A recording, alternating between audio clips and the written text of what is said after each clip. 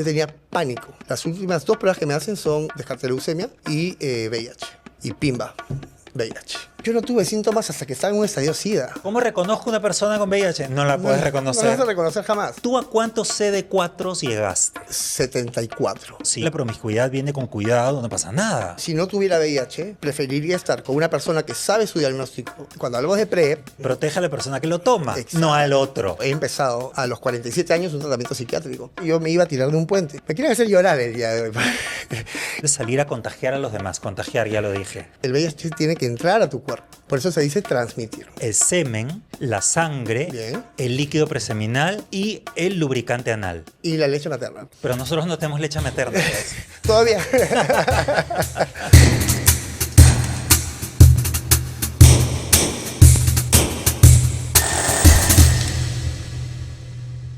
Hola amigos, yo soy Javier Ponce y esto es Ausencia Cultural. Hoy tenemos un invitado muy especial que ha tenido la generosidad de venir a contarnos algo que no es fácil de decir. Antes de comenzar, quiero revisar qué cosa dice la RAE ante la entrada de la palabra maricón. Dice, como primera acepción, que somos afeminados. Lo segundo, que somos hombres faltos de coraje, cobardes, pusilánimes o miedosos.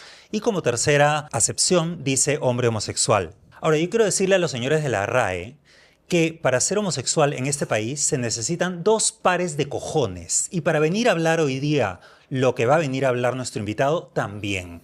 Así es que de cobardes, nada. Hoy día nos acompaña Rafa Nieto. Hola, hola, hola. Gracias, Javi, por la invitación, porque la verdad, para mí es rico siempre hablar de este tema. Porque creo que falta mucha información, mucha. Falta información, pero falta también gente que dé la cara. Tal cual. Literalmente va de la mano, porque la información que recibimos muchas veces es muy... está muy estructurada, los médicos y esto. Entonces, es información que la gente no capta. Claro, porque si tú te pones a dar una clase, haces una conferencia, hoy día también vamos a hablar, vamos a teorizar sobre lo que son los CD4, las defensas y todo.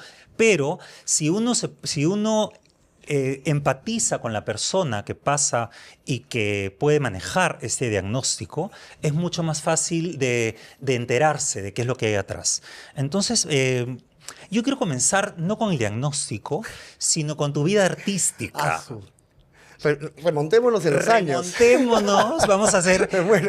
Sí, vamos a retroceder en el tiempo al año 95. 95, ¿no? claro. En el año 95, tú comienzas con Almendra. Así es, yo empiezo con Almendra en el año 95, cuando Almendra sale de Nube Luz y saca su propio programa en Canal 2. Fue de casualidad en realidad, porque yo fui acompañando a unas amigas a hacer el casting, y a la final les vieron a mis amigas, me vieron a mí, a ver tú ven.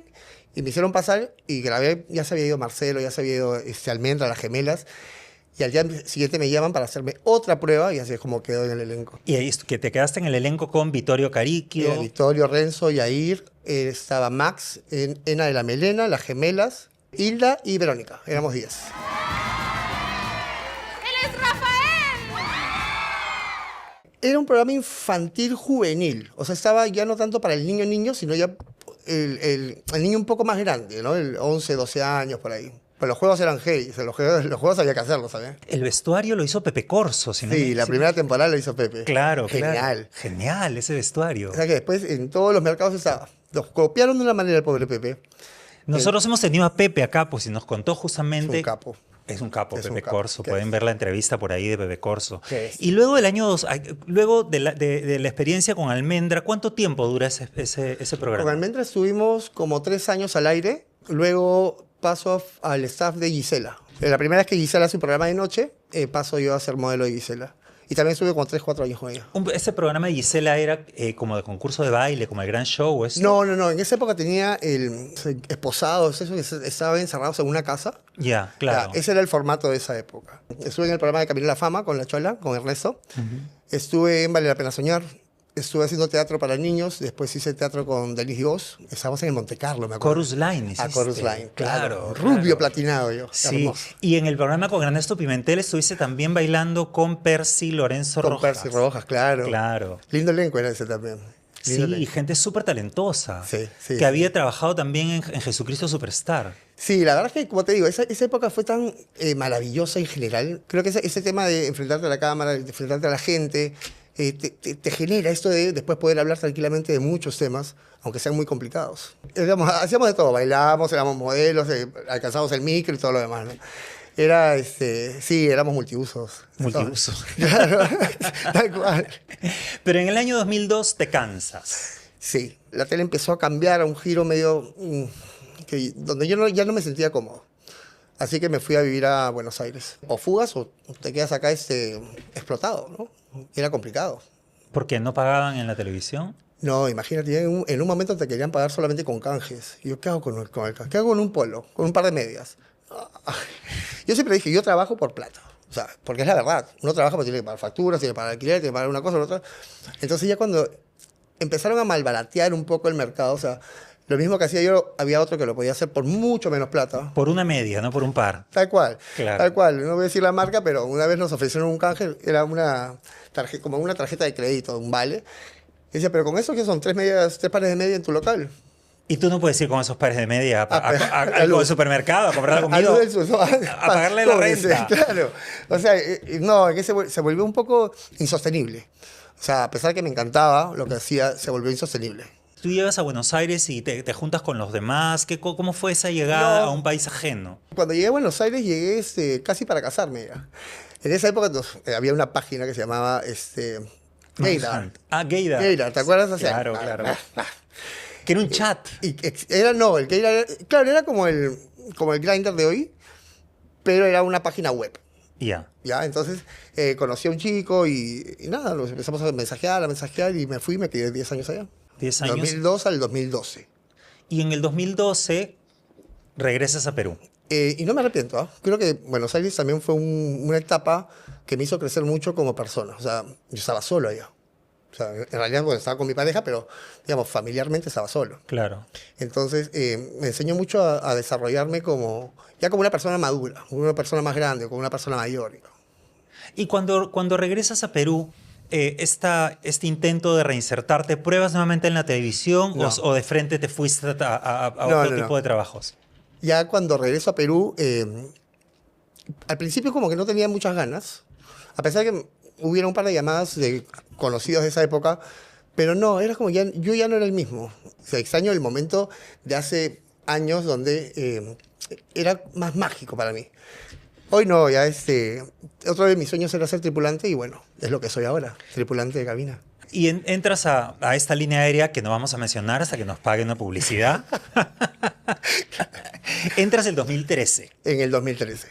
En el 2013 ya tengo 12 años, pasé por toda mi línea de carrera, desde tripulante trainee hasta hoy por hoy soy instructor, jefe de servicio a bordo, instructor.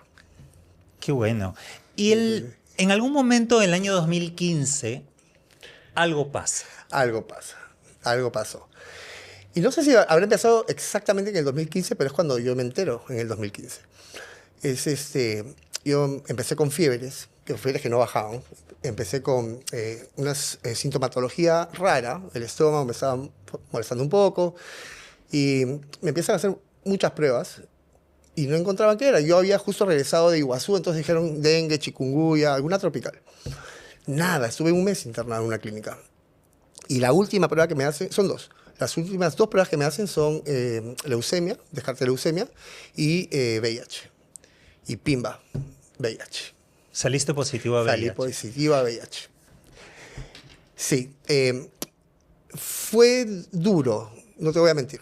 Fue duro porque, a pesar de que yo tenía mucha teoría sobre el tema, porque había leído un montón, porque de hecho siempre me ha interesado el tema del VIH, pero cuando el diagnóstico fue mío, toda esa teoría cayó.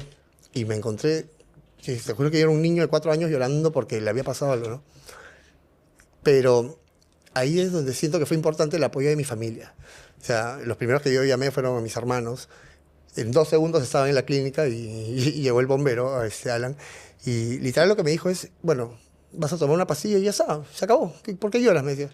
Entonces, ellos me hicieron como caer nuevamente en esta cuenta, ¿no? De lo que es el VIH hoy por hoy. ¿Qué fue lo primero que se te viene a la cabeza? Muerte. Sí, así de crudo. Lo primero que se le viene a cualquier persona que recibe ese diagnóstico, creo, en general, es me voy a morir. ¿Por qué? Porque los referentes que tenemos, lamentablemente, son esos, ¿no? Las películas que se generan son SIDAs en etapas terminales. Entonces no tienes un referente que viva con VIH, cuerpón, atlético y todo lo demás, ¿no? Este modelo y qué sé yo. Y creo que eso fue un poco lo que me impulsa a mí también. No soy el único, son varios los que han salido a hablar. Pocos, pero hay gente. Y creo que eso es un poco también lo que me impulsó en su momento. Cuando tú recibes este diagnóstico, ¿tú pensaste en la muerte propia, pero pensaste en la mirada ajena también o no? Sí, definitivamente. Yo salí de alta más o menos para el Día del Padre. Creo que a 2 días del Día del Padre. Organizaron el Día del Padre y querían ir a un restaurante. Yo tenía pánico de ir a ese restaurante. Primero, porque sentía que me iba a morir de cualquier estornudo de alguien por ahí. Y segundo, porque sentía que todo el mundo me miraba. Y no quería salir de la clínica. La clínica para mí se volvió un lugar seguro. Porque sentía que salía a la calle y ya estaba siendo juzgado por alguien. Así de fuerte. Pero tú sentías que se veía o algo, había algún elemento que comunicara a los demás el diagnóstico que tenía. Tú sabes que alguna vez conversando en un grupo, hablamos de eso y cuando te dieron tu diagnóstico, me dicen, ¿qué imagen viene a ti? Yo te sentí una flecha encima mío. Sentía que todo el mundo ya sabía. Nadie se da cuenta. O sea, literal, nadie se da cuenta de que una persona vive con VIH. Claro, el VIH no se ve. No, no se ve. No se ve. Por eso googlear un diagnóstico. ¿Qué síntomas tiene el VIH? Absurdo y ninguno, literal, hasta que no está desarrollado en una etapa de un estadio SIDA, que es en el que yo soy detectado, no te das cuenta. Hay gente que vive años con el virus y no se entera. Claro, hay que explicarle a la gente un poco cómo funciona, ¿no? El virus se contrae, se transmite, en mi época se decía se contagia. No, Tú ya me enseñaste que ahora se dice de otra manera, pero bueno, se contrae el virus y el virus lo que hace es atacar el sistema inmune. Exacto. Pero el virus mismo no genera ningún síntoma. Los síntomas aparecen cuando el sistema inmune está tan bajo que cualquier otra infección es la que justamente, o sea, las infecciones oportunistas, ¿no? Son las que finalmente generan los síntomas. Exactamente. Y de hecho, esas infecciones oportunistas son las que se presentan cuando ya estás en un estadio SIDA, menos de las 200 copias de defensas. Claro, las defensas son los CD4. Los CD4. Que una persona, digamos, que no tiene el diagnóstico está entre 800 y 1200. Sí, más o menos. Una persona con el diagnóstico puede mantenerse entre 500 y 800, pero debajo de 200 ya se considera SIDA, es decir, el síndrome de inmunodeficiencia adquirida. Es decir, el sistema inmune está por debajo de lo que ya puede luchar contra cualquier infección. Exacto. Entonces, ahí es cuando es necesario tomar la medicación. ¿Tú a cuántos CD4 llegaste? 74. O sea, yo estaba mal. O sea, tenías un ejército para luchar contra las infecciones completamente mermado. Sí, totalmente. Y de hecho, por eso es que no me bajaban las fiebres. O sea, por eso no me podían bajar las fiebres, porque mis defensas seguían bajando. Pero esa es otra cosa, ¿no? La gente piensa que ya en un estadio SIDA y ya también es una condena. Y no. O sea, yo pude recuperarme en un estadio SIDA. Empecé con la medicación, empecé con la alimentación, empecé con el deporte.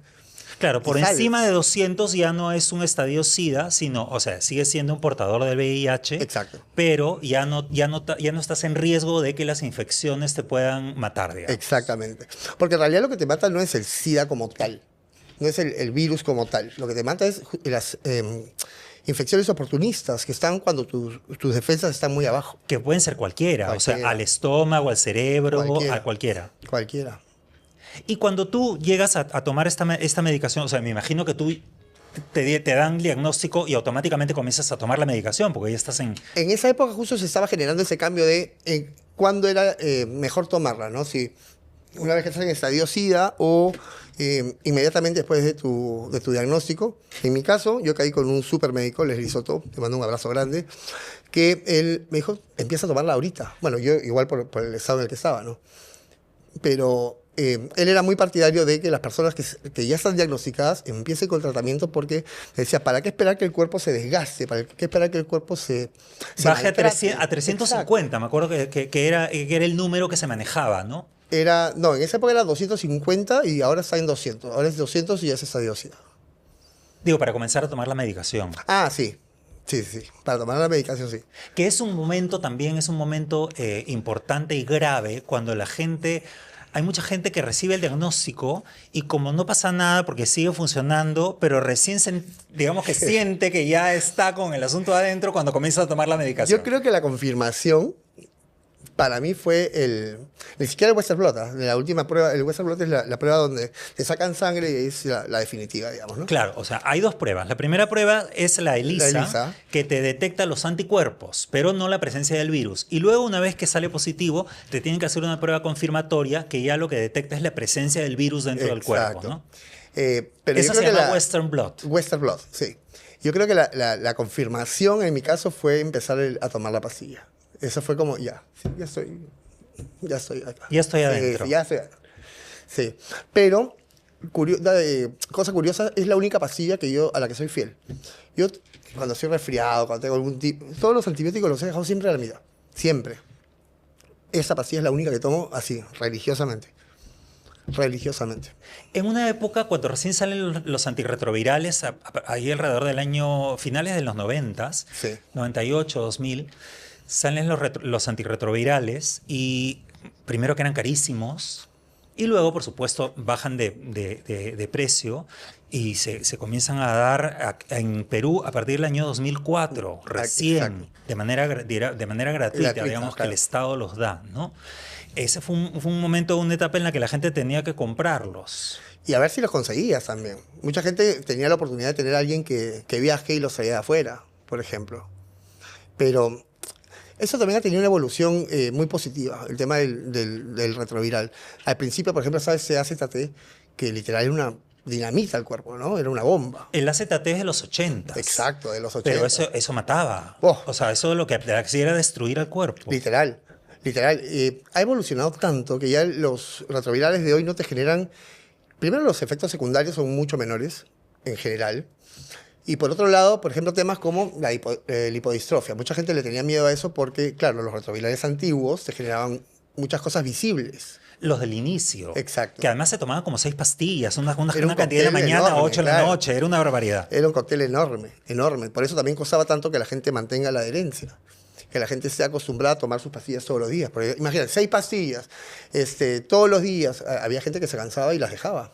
Y habían algunas que tenían que estar refrigeradas. Sí. Entonces salías de Lima, dito un fin de semana, y tenías que guardar las pastillas en un refrigerador, y entonces ya la gente se Ya enteraba. tu cooler. Claro. Claro, ha evolucionado tanto que yo hoy por hoy, la verdad es que el que deja el tratamiento ya es por un desinterés muy propio y muy particular. Vamos a hablar ahora por qué la gente deja el tratamiento, que también hay varios cuadros de esos que habría que explicarle a la gente que el tratamiento no se puede dejar. Exacto. Por varias razones, ¿no? Porque además si uno deja el tratamiento y luego quiere retomarlo, ya esa medicación no te va a servir, porque hay varios cócteles, ¿no? Digamos que hay varias alternativas. Hay varias combinaciones, digamos. Exacto. Exacto. ¿Y qué es lo que pasa? Cuando tú dejas un tratamiento es como que ya quemaste esa combinación. Ya esa combinación de medicamentos no le va a servir a tu cuerpo porque tu cuerpo ya generó, o el virus ya generó Ya mutó. Exacto. Ya aprendió a defenderse de ese ya se medicamento. inmune a ese medicamento. Claro. Entonces, por eso es que también es importante saber, que es lo que yo hablaba con mis pacientes. Yo he trabajado mucho con casos de estos, y yo les preguntaba, ¿tú sabes cómo contrajiste el asunto? Y al comienzo pensaban que era una pregunta morbosa de sus prácticas sexuales, y yo les decía, no me lo cuentes. Yo lo que quiero saber es si tú sabes, porque esa es una conducta que no hay que repetir, porque el recontagio lo que hace es meterte otra cepa y pronosticar un fracaso terapéutico, ¿no? tú sabes que yo a las finales nunca me senté a pensar quién había sido exactamente, pero era más por un tema mío. O sea, yo en su momento, una vez que ya acepto mi diagnóstico, lo abrazo, lo comprendo, lo quiero, es como que me dediqué a estar bien yo. Entonces no me metí en la cabeza quién fue, cuándo fue. Y después con el tiempo sí, pensé que capaz hubiera sido bueno hacerlo, por un tema de, oye, Avisarle. por si acaso, tal cosa, ¿no? Pero en su momento, en ese momento donde yo había salido después de ese show, de ese baldazo de agua, y me costó retomar un poco mi vida, era eso, era preocuparme por mí. Ahora, tú tuviste una reacción sana, pero hay gente también que tenía, yo recuerdo en una época, la reacción de salir a contagiar a los demás. Contagiar, ya lo dije. Está bien. A transmitir transmitirlo. a los demás. Hay que explicar eso también. ¿Qué pasa con el tema de la palabra contagio?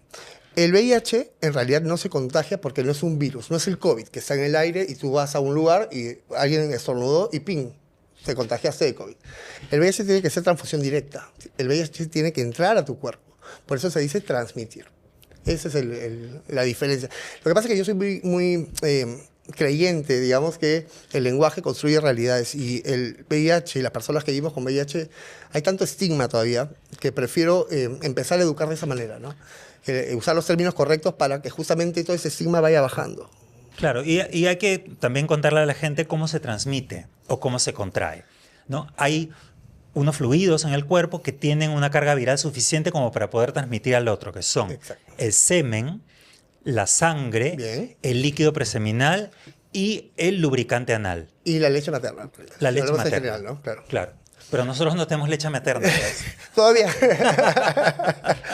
Sí, y la única forma es, como te digo, transmisión directa, el que eso entre a tu cuerpo. Claro, Ahora, eso entra a tu torrente sanguíneo. exacto. Ahora, se generan muchos mitos también alrededor, que si un beso, que si el sexo oral y todo lo demás, ¿no? Para transmitirte por saliva, tendrías que tomar una cantidad tan enorme de saliva y tendrías que tener la boca tan dañada, con tantas heridas, que ahí recién capaz, quizás podría entrar el virus, ¿no? Lo mismo con el sexo oral. Si tú tienes las encías, digamos, si tienes una buena salud dental, el virus no va a entrar por sexo oral. No va a entrar. Ahora, hay que tener ciertos cuidados, por ejemplo, y eso para todos los que nos están viendo. No te laves los dientes 10 minutos antes de tener sexo, por ejemplo, porque eso igual abre las encías. Claro. Entonces son pequeñas tips, digamos, para ir cuidándonos, ¿no? Ahora, el sexo oral mejor hacerlo con protección con condón también, ¿no? Porque en el líquido preseminal hay presencia de virus suficiente como para... Yo siempre he dicho contraerlo. que uno puede informar y la gente va a tomar su propia decisión. Hay gente que no le gusta por el sabor del látex, por el lubricante del condón y todo lo demás. Uno informa, uno da las pautas, uno da los tips y el que lo quiere tomar, genial. Y el que no, es una persona adulta que sabe cómo manejar, digamos, sus temas de salud. Lo que siempre recomiendo también, yo ya mi salud no se la entrego a nadie. Yo no voy a darle esa responsabilidad a la otra persona que cuide mi salud. Yo cuido mi salud por mí y tú la cuidarás por ti, Claro. ¿no? Entonces, eso es un poco también ser maduro sexualmente. Claro, lo que pasa es que también hay mucho prejuicio de creer, mira, se ve bien, está súper musculoso, hay toda una imagen y dicen, no, debe estar muy bien, entonces no se protegen. Exacto. O en el caso de mucha gente que cree que el amor es un condón que protege. No, yo lo amo, me ama, no va a pasar nada. No. O sea, el amor no te protege de nada. Tal cual. Y ni siquiera porque haya sido infiel en esa relación. Él puede estar viviendo con VIH y nunca se hizo una prueba, entonces nunca se enteró que vive con VIH. Tiene sexo contigo y como el amor que se tiene lo hacen sin preservativo y el virus ya ingresó a tu cuerpo. O sea, hay 1000 factores. O sea, no es solamente, no me fui infiel. Yo creo que la estrategia que funciona, por lo menos la que me funciona a mí, es siempre asumir que todos están con esto. Escucha, es muy buena esa estrategia. Y eso también te lleva a yo cuido mi salud. Claro. Tú decides Es lo mi que quieres hacer. responsabilidad. Exacto. Exacto. ¿Por qué entregarle esa responsabilidad, ese poder a alguien? ¿Por qué entregarle ese poder? El cuidar tu salud no se lo puedes delegar a nadie. Es tuyo. O sea, es tu. Por eso, si vas a salir, lleva condones. Claro, ¿No? O ahora, sea, hay situaciones o hay casos y cuadros en los cuales, por supuesto, puede haber descuido, pueden haber tomado drogas y, bueno, ahí baja el control, o pueden haberte drogado y entonces hay una violación. Es decir, hay situaciones en las cuales podría uno haber estado en una situación de riesgo. exacto. ¿Qué posibilidades hay cuando uno sabe que ha tenido una situación de riesgo de manejarlo dentro de un tiempo prudente? Bien, primero que me encanta que hayas dicho situación de riesgo, porque no existen grupos de riesgo, no existen personas de riesgo, existen situaciones de riesgo. Y si has sido parte o has sido víctima de por ejemplo, una violación, tú puedes ir a una clínica y que te den la profilaxis post-exposición, que es el PEP. ¿No? Eso lo que hace es un tratamiento como de 30 días, que literalmente son retrovirales. Va a hacer que el virus no se instale, digamos, en tu organismo. Entonces, eso ya te protegió. pero tiene que ser hasta 72 horas después del evento. Del evento de transmisión. Ya si vas una semana, ya si una semana, ya lamentablemente ya no te va a hacer efecto. No te va a Claro, hacer- y por supuesto que hablábamos de situaciones de riesgo y de conductas de riesgo, cosa que en los 80 no sucedía. En los 80 se hablaba de grupos de riesgo, como si el hecho de ser homosexual digamos que te pusiera en una situación que favorecía la transmisión, ¿no? Es que mucho tiempo literal se hablaba de la peste rosa y era la comunidad LGBTI, Kumas, la responsable, digamos, o la única, o no salía de ahí. Claro, como si fuera un asunto moral y no médico. Exacto. Hoy por hoy, sabes que estudios dicen que las personas heterosexuales tienen más transmisión que las homosexuales. Bueno, es que no Ha se les ha cambiado muerto muchísimo. gente, pues, entonces no se cuidan. Tal cual. Tal Y cual. también hay una falta absoluta de campañas Sí. del Ministerio de Salud y de las autoridades para seguir informando. Y la gente joven cree que ya es una cosa de la cual no hay que Sí. cuidarse y que no pasa Y nada. ahí me voy a meter en un tema medio peliagudo, pero lamentablemente la religión tampoco ayuda mucho. En el sentido de, te prohíbe, por ejemplo, el uso del condón, las relaciones sexuales son solo para procrear. Entonces ya la gente, al tenerle este miedo a Dios por el uso del condón, incurren en prácticas que los ponen en riesgo. Ese fue Juan Pablo II en los años 80 en el África, dijo que el SIDA era un castigo de Dios porque nosotros éramos pecadores y que estaba prohibido el uso del condón. Lo dijo en el África, el continente más golpeado por este cuadro y esta muerte. Es decir, un asesino, vamos a decirlo con sus palabras, culpable de muchísimas muertes, que por supuesto recibió de su organización religiosa la bendición y fue santificado, convertido en santo hoy. Escúchame. Un genocida. Literal.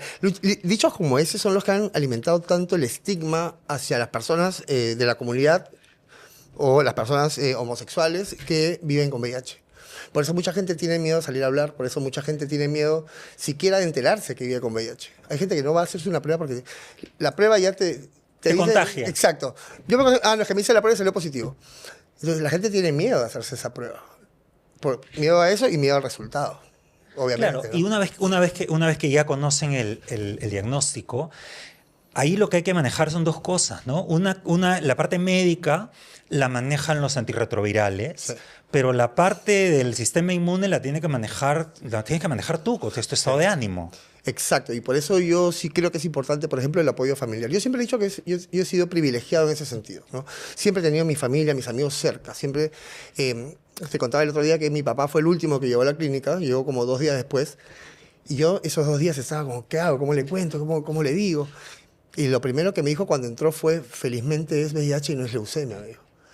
Y después su pareja me dijo, ha estado 3 días leyendo, hablando con médicos para informarse, porque eso también es otro tema, ¿no? Tú tienes que buscar información de fuentes que realmente sean confiables. Claro. O sea, tú googleas VIH y te puede salir cualquier cosa. Y como hoy Google es la palabra de Dios, la gente se cree todos esos comentarios. Y por eso también es esta desinformación constante, ¿no? Y los antirretrovirales lo que hacen es hacer que el virus retroceda. Exacto. Y que ya no ataque tus CD4. Pero que tus CD4, que son tus defensas, se eleven, depende exclusivamente de ti. Exacto. ¿Qué cosa es lo que puede hacer una persona para que sus CD4 se recuperen a un nivel aceptable? Bien, ahí te diría primero apoyo psicológico, porque tú tienes que estar emocionalmente tranquilo para que tu cuerpo empiece a funcionar como debería funcionar. Y por otro lado, alimentación, no sé, deporte, cosas que promuevan ese desarrollo del CD4, esa recarga de CD4, por decirlo de alguna manera, ¿no? El retroviral va a trabajar sobre un punto, que es que el virus vaya bajando hasta llegar a ser indetectable. Pero tu CD4 va a ir creciendo también de acuerdo a tú cómo vayas manejando tu vida, ¿no? O sea, si vas a estar en tratamiento y vas a estar en excesos todos los fines de semana o casi toda la semana, o un día sí, un día no, también vas a dificultar el trabajo del antirretroviral. O deprimido. O deprimido. Y ese es uno de los puntos más fuertes, la depresión. Dicho sea de paso, hay un, no voy a decir el nombre del componente porque la gente se va a bloquear, pero hay un componente que ya no se usa, dicho sea de paso, es verdad, ya no se usa, que te genera depresión. Entonces, y obviamente ante esto, la gente y los médicos preferían seguir con el tratamiento y ajustar el tema de la depresión con un psiquiatra. Porque en ese momento no habían tantos retrovirales. Tantas alternativas, Exacto. ¿no? Eran muy pocas. Ahora hay un montón. Ahora hay un montón. Ahora yo tomo una sola pastilla al día. Una. El cóctel que era como... Hace un rato me dijiste 8, pero conocí a una persona que estuvo justo en esta lucha por la gratuidad de los retrovirales, que tomaba 12 pastillas. Claro. O sea, era una locura, era una bomba eso. Y era una bomba para el hígado, ¿no? Y o sea, todo lo que tenía que procesar el cuerpo. Porque además de tus retrovirales tenías que tomar protectores hepáticos y los riñones y todo lo demás, ¿no? O sea, era en cadena, era en cascada. Hoy además se ha desarrollado, estamos con una buena noticia, se ha desarrollado una inyección Sí. que se llama lenacapavir. Es que estoy esperando que llegue a Perú de una manera loca. Bueno, ya está en Perú en un estudio experimental Sí. en Amrit, pero todavía no se está dando porque, bueno, incluso en Estados Unidos se vende y es muy caro. No sé si está Sí. entre $25,000 o $40,000 al año, pero va a terminar bajando a $25, que es básicamente lo que sucedió con los antirretrovirales también al comienzo. Sí, tengo amigos en España que ya lo están utilizando y están maravillosos. Su CD4 está perfecto, es genial. Ahora, esa es una inyección que se pone cada 3 meses. Entonces, a mí lo único que me podría llegar a preocupar es la gente nueva que no tiene adherencia al tratamiento. Que se olvide. Exacto. Pero si hay el tratamiento con pastilla, que es una diaria, tú no has tenido esa responsabilidad de crear una adherencia, imagínate una vez cada 3 meses. Pero, a ver, una pregunta. ¿El lenacapavir también va a ser posible que lo tome una persona que ya comenzó con otra medicación o solamente los que están comenzando desde cero? Ahí sí te miento. Tengo esos amigos que te hablo en España, ya tenían tratamiento previo y lo han cambiado a la inyección. No sé cómo se va a manejar en Perú, porque dice que tampoco nos ayuda el gobierno en ese sentido. No, pero las cosas, o sea, al final lo que tienen que evaluar es que qué cosa cuesta menos. Sí. Mantener a la gente sana o dejar que entre en cualquier tipo de cuadro y después tener la obligación de atenderla. Entonces, por eso es que, o sea, no es que el gobierno es muy bueno No, y tenemos un obvio. Estado maravilloso y benefactor. No, es que han hecho la evaluación de que esto nos cuesta más barato. Sí, o sea, si hablamos de temas de gobierno, el presupuesto para la compra de retrovirales y de reactivos para los análisis ha sido reducido, creo que en un 60%. Sí, porque en una época la gente tenía acceso a hacerse exámenes todos los meses de su carga viral, pero ahora se los han extendido a 3 meses o a 6 meses. No, antes, al menos en la época que yo empiezo con el tratamiento, era cada 6 meses hasta que seas indetectable y después una vez al año, que es lo que se mantiene ahora, es una vez al año. Pero después, antes era cada 6 meses, ¿no? No, miento, cada 3 meses hasta que seas indetectable. Y después una vez al año. Una vez al mes, capaz antes. Sí, eso fue al comienzo de los 2000. Has hablado de indetectable. Se habla mucho del indetectable y que es intransmisible. Es decir, una persona que da indetectable en la carga viral Exacto. no transmite. Así es. Pero... Vamos a tomarlo con pinzas porque hay mucha gente que dice, mira, yo salí indetectable. ¿Cada cuánto te haces el examen de indetectable, mi amor? Cada 6 meses. Saliste indetectable hace 6 meses, pero de 6 meses acá te has deprimido, te peleaste con la vecina y tu carga viral subió y tú no te has enterado. Y entonces transmites. Exacto. Y no solo eso, sino que creo que no se dice la frase completa, ¿no? Indetectable igual intransmisible por vía sexual. Y ya. Por vía sexual. O sea, si yo hago una transfusión, esa persona va a ser ¿cómo se dice? Transmitida de VIH. Una transfusión sanguínea. Claro. ¿Por qué? Porque los reservorios de VIH en la sangre son muchísimo más que, por ejemplo, en el semen.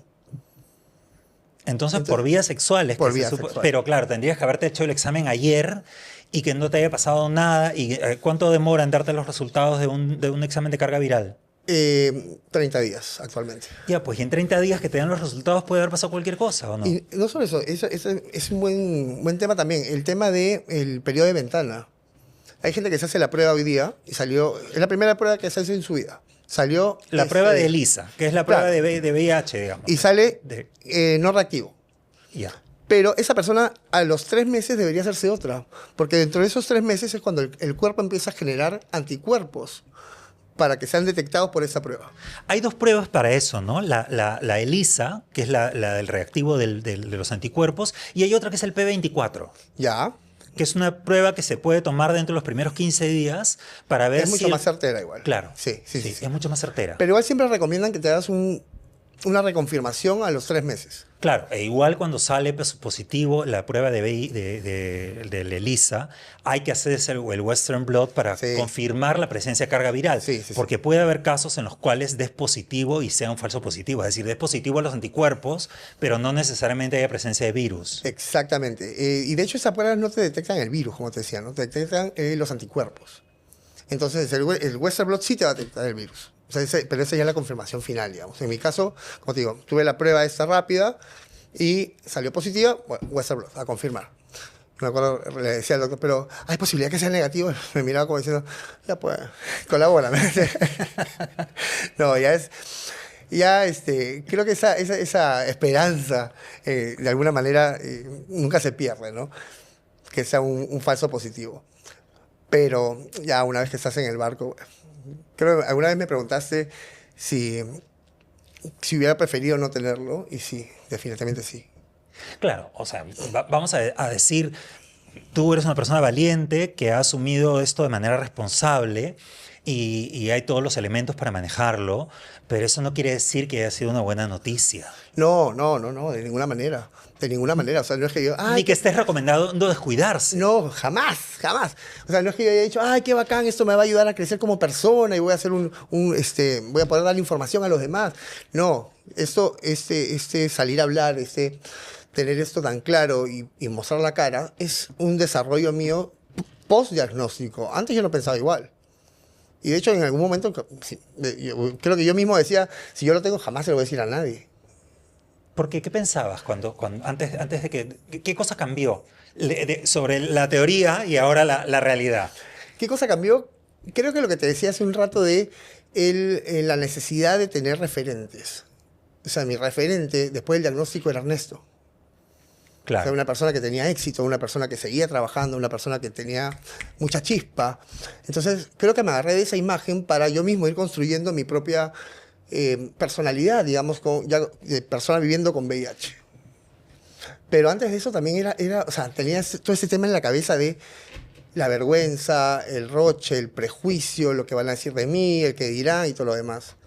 O sea, hay mucha gente que pensando en lo que van a decir los demás, no va a tomar la medicación.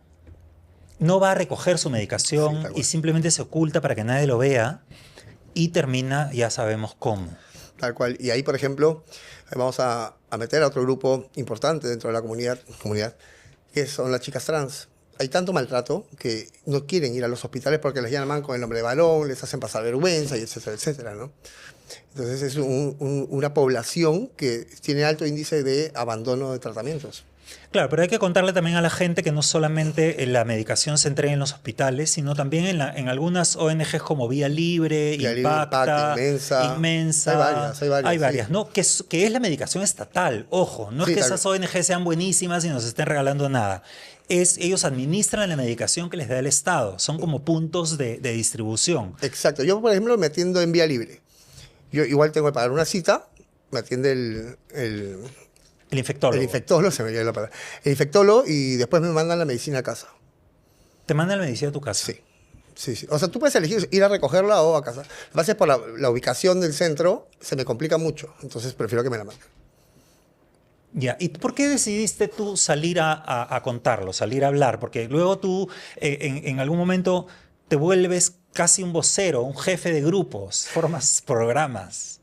Fue loquísimo, porque en realidad, mira, estaba yo apoyando a un grupo, a una ONG que se llama Impulse Lima. Estábamos en una fiesta de Halloween. Yo estaba ebrio. Y Walter me dice, oye, estamos haciendo la campaña. No se dice ebrio, se dice pasadito de tragos nomás. Se dice socialmente alegre.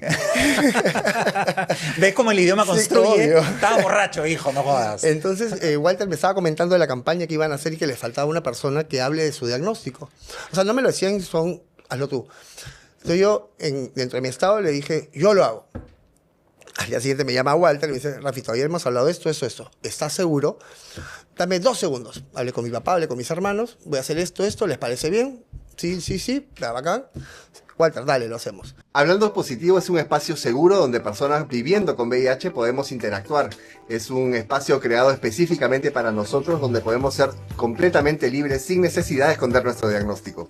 Sentía la necesidad de poder hablar con otras personas viviendo con VIH, otras personas que entiendan al mismo nivel los miedos y las dudas que yo estaba teniendo en ese momento. Mi diagnóstico, la forma de llevarlo, la forma como vivo y todo lo demás, yo creo que ha ayudado también a mucha gente, por lo menos a hablar.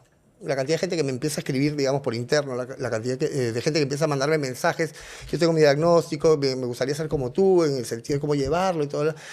Y eso me vuelve un poco más consciente del impacto que tiene salir a hablar y mostrar la cara, ¿no? No es una vergüenza vivir con VIH.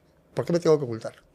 Claro, además tú has tenido el apoyo de una familia fantástica. Sí, definitivamente. Todos inteligentes, todos informados. O sea que una de las cosas que más me preguntan es cómo se lo digo a mi pareja con la que empecé a salir o a mi familia. Yo lo que siempre recomiendo, lo que siempre digo es, anda soltando, anda tanteando. Filadelfia, por haber Filadelfia, por haber, no sé, series, habla de, no sé, de estadísticas y anda viendo la reacción, porque uno de los miedos también es justamente el de no volver a retomar una vida amorosa. Claro. ¿No? Porque, claro, tienes miedo al rechazo, y a mí me ha pasado, a mí me han angustiado un montón. O sea, tener VIH, vuelves a salir del closet. Es un segundo, sí, es una segunda salida del closet. Quizás más fuerte que la primera. Quizás más fuerte que salir a decir soy gay. Porque está bien, el gay, dentro de todo, hoy por hoy es un poco más aceptado. Pero el VIH ya es como que estamos hablando de otra cosa, ¿no? Claro, pero en los 80 gay era igual acidoso, o sea que lo mismo. Olvídate. Claro, O sea, así, además así te decía acidoso, ¿no? Ha habido evolución, pero falta mucho. Como sociedad nos falta muchísimo. Muchísimo. Incluso en el personal de salud. Sí. Yo recuerdo que tú me contaste que un médico, Sí.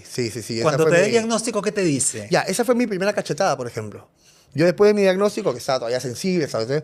Entra al cuarto así con sus aires y me dice, bueno, vas a tener que empezar a dejar tu vida promiscua. Y yo, ¿what? Tu vida promiscua. Tu vida promiscua, me decía, ¿no? Esa ya fue una primera cachetada. Claro, ¿no? señora Galeno, puede que sea la única situación Claro, que... no fue la única, pero bueno. Bueno, pero podría haber sido la única y esa única te hace contraerlo, digamos, ¿no? Exacto. O sea, Ya ves que casi se me sale lo del contagio, pero me controlé. Ese es el tema, ¿no? Una persona que maneja la salud debería tener ese tino de saber cómo hablar con su paciente, ¿no? ¿Para qué lo vas a hacer sentir peor de lo que ya está? Claro, es como venir con la culpa. O sea, ¿y para qué recomendarme dejar mi vida promiscua? O sea, dime, cuídate de hoy en más, no sé, lo que sea. Hay formas.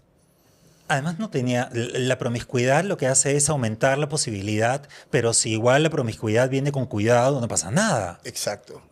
O sea, es volvemos a lo mismo, el mal uso del lenguaje, ¿no? O sea, lo que sigue generando estigma, lo que sigue generando esta visión negativa hacia las personas que vivimos con VIH, ¿no? Se nos asocia a la promiscuidad, se nos asocia a drogas, se nos asocia a prostitución, o sea, por eso la gente tiene tanto miedo de salir a hablar y tanta vergüenza de reconocerse como persona que vive con VIH.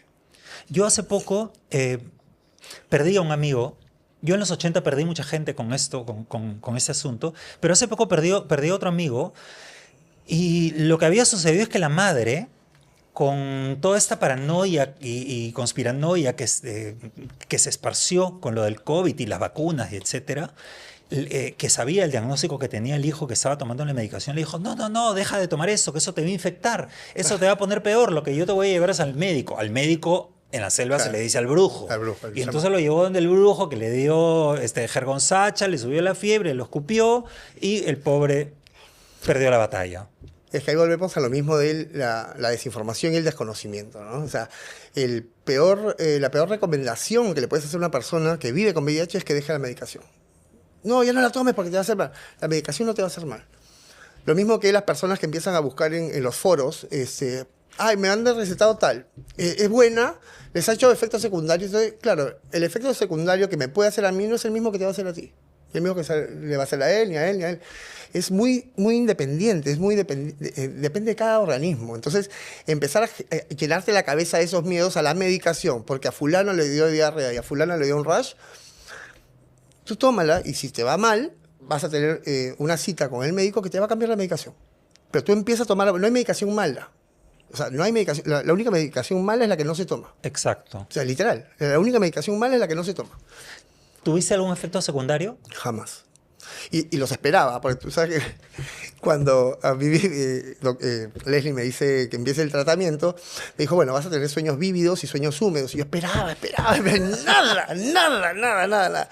No, yo jamás he tenido ningún tipo de reacción a los retrovirales. Y eso también es algo que comunico siempre que puedo, ¿no? O sea, a mí, por ejemplo, jamás me ha pasado nada con el tratamiento. ¿Por qué crees que a ti te va a pasar? O sea, ¿por qué le tienes miedo a esa pastilla? Ahora, tú tuviste una maravillosa reacción en tu familia, un gran apoyo, pero tú estabas trabajando ya en una línea aérea. ¿Cómo fue el impacto en tu mundo laboral? La verdad, tanto en el mundo laboral como en el social, porque hasta en el gimnasio, se generó algo que yo no pensé que se fuera a generar y es ganas de saber de la gente. O sea, en algún momento tenía oportunidad de sentarme con algunos y me preguntaban, ¿y cómo es? ¿Y cómo te das cuenta? ¿Y cómo te cuidas? ¿Y qué pasa si estás expuesto? O sea, y se empieza a generar una conversación que antes no se daba. Entonces, creo que, como te digo, yo sí he sido muy privilegiado, muy suertudo no voy a decir a vivir con VIH, pero por lo menos al entenderlo de otra manera. Y tener el apoyo que tengo y tener también la personalidad que tengo para poder hablarlo. Pues también depende mucho de eso. Los comentarios que le pueden hacer a una persona que no está bien construida, a diferencia de a mí, que ya a estas alturas pues, pueden ser súper dañinos, súper dañinos.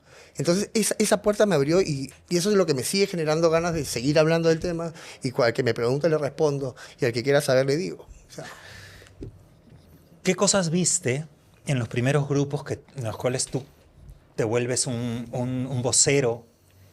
¿A qué cosas te enfrentaste? Cuando yo entro como director de Advocacy en Impulse Lima, junto con Julio, que era el psicólogo, creamos un grupo que se llama Hablando Positivo. Era un grupo donde se reunía gente viviendo con VIH a hablar solamente. ¿Por qué? Porque yo creo que cuando tú hablas, cuando tú lo expresas, cuando tú lo exteriorizas, le vas quitando carga a tu vida. Entonces, al principio era loquísimo porque tú habías sido sentado, ¿no? Todos se miraban de reojo nomás. Había gente que llegaba que había dejado, por ejemplo, hobbies, pasiones, trabajos por el diagnóstico. Entonces, la evolución de estos chicos era maravillosa. O sea, gente que retomó sus hobbies. Hay un chico que empezó a cantar, el otro chico que empezó a hacer su vida y todo lo demás. Los chicos están súper empoderados hoy por hoy con el tema de su diagnóstico. O sea, al punto que ya salen a hacer sus ¿cómo se dice? Ay, se me fue la palabra. Sus campañas. O sea, viste sus mucho, testimonios. viste mucho dentro de la gente que al recibir el diagnóstico se paralizaban y asumían que la vida se había acabado. Sí, que en un momento es lo que me pasó a mí también. Y creo que es normal. El tema es que ¿qué apoyo tienes para que eso no... Para destrabar la pausa. Exacto. ¿No? Porque es una pausa. Literal es una pausa. Hasta la vida sexual, ¿ah? La vida sexual también se ve afectada. ¿Cómo fue eso? Cuando yo tengo mi diagnóstico me costó bastante retomar la vida sexual. Era como, no sé, era un miedo a seguir transmitiéndolo, era un miedo, no sé, era un miedo que ni siquiera yo te puedo decir exactamente miedo a qué era. Pero no podía. De hecho, ni siquiera me cruzaba por la cabeza. Ahora ya estoy curado. Ahora ya después. Y en un momento llegas a tener una pareja que es, como dicen ahora, cero discordante, es decir, una pareja que no portaba Exacto. el virus. Sí, estuve 5 años en pareja. Él siempre fue negativo. Terminamos la relación, sigue siendo negativo. Eso se llama pareja cero discordante. Cuando una persona vive con VIH y la otra no. Pues, sí. Cero discordante con S. Con ese. Claro. Cero De serológico. serológico. ¿Y cómo fue? Sí. ¿De qué manera se cuidaban? ¿O de qué manera lo cuidabas a él? ¿O se cuidaba él? Los cuidamos de muchas maneras. Cada uno va a ejemplo, encontrar sus formas, ¿no? Pues tienes el PrEP, que es la profilaxis preexposición, que es todo un tratamiento, o sea, es una pastilla que tienes que tomar todos los días para que el virus no entre en ti. digamos, por decirlo de alguna manera, ¿no? Ahí tienes preservativos, yo soy indetectable, entonces hay mil formas de cuidarse, digamos, cuando tienes una pareja cero discordante. Claro, hay que contarle a la gente también que existe esta cosa que se llama el PrEP. Claro. El PrEP es una batería de pastillas que es casi el mismo antirretroviral que se Sí, toma tal cual. cuando la gente ya tiene esto encima. Y es que no puedo decir contagiado porque luego me controlas. encima. Entonces estoy usando todo tipo de eufemismos. Ya cuando uno está contagiado, no me jodas. Es que es muy gracioso porque eso también me pasa mucho, ¿no? La gente que no sabe cómo referirse o cómo hablar, que tienen miedo. Bueno, Yo lo que pasa es que no quiero decir, como tú me has dicho, Escucha, no se dice contagiado, no se dice. yo soy un milico de eso, ¿ya? Pero claro, la gente en general que no sabe cómo ahora la gente se ofende de todo, para todo hay discriminación. Ay, no, de todo. ya estoy harto La gente con está eso. muy sensible con muchos temas. Entonces se generan esas cosas y la gente y no saben cómo expresarse. Y yo, habla nomás. Y Si ahí te yo me voy a equivocan, te voy expresar, enseñar. ya yo soy un maricón de los 80, ya, Ya, yo soy dale, contagiado. dale. Ya, cuando alguien está contagiado, toma una medicación y esa misma medicación también se la dan a la gente que no está, digamos, con el virus Exacto. adentro, pero como una manera de protegerse. Exacto. Pero no es que la tomas el día que vas a tirar. O Ahora, sea, la gente que es sexualmente activa la debe tomar todos los días. Hay un tema, y no es exactamente igual al retroviral, porque, por ejemplo, mi retroviral es una mezcla de 3 componentes. El PrEP es solo uno. Del Targa. Exacto, es solamente uno. Ahora, hay 2 tipos de PrEP. Hay uno que es el que es todos los días, y hay otra forma, que eso estuve leyendo y me pareció interesante, este nuevo descubrimiento, por decirlo de alguna, que es altas cargas, creo que son 24 horas antes del contacto. Me pareció súper interesante eso. Es decir, tomar Eso, una bestialidad de estas pastillas. Creo que son 2 o 3. Es 24 horas antes del... Ahora, igual yo recomiendo siempre que se vayan a la segura. O sea, toma tu pastilla todos los días. O sea, si eres sexualmente activo, ¿no? Toma tu pastilla todos los días y ya está. Ahora, cuando hablamos de PrEP, hablamos de protección al virus del VIH. Pero gonorrea, sífilis, clamidia, VPH, ¿no? O sea, todo eso no está incluido en el paquete, por si acaso. Y también hablamos de que protege a la persona que lo toma, Exacto. no al otro. Exacto. Porque- Eso me protege a mí, no a ti. Claro, en las aplicaciones la gente anuncia, tomo PrEP, como si, ay, sí, qué maravilla, este no me va a Escucha. contagiar. No, mi amor, él es el que está protegido, no tú. Escúchame, mira, hay pocas cosas que me pueden llegar a sorprender, ¿ya? Ya a estas alturas, muy pocas cosas. Pero en la aplicación, la verdad es que la cantidad de chibolos, niños, 18 años, y algunos se mienten diciendo que tienen 18, que te ponen ahí especificaciones como bareback o Préñame. préñame, literal. La palabra Claro, es esa, lo que dice es preñar. préñame. Que esa es una cosa venezolana. ¿Ah, sí? Sí, no se decía antes.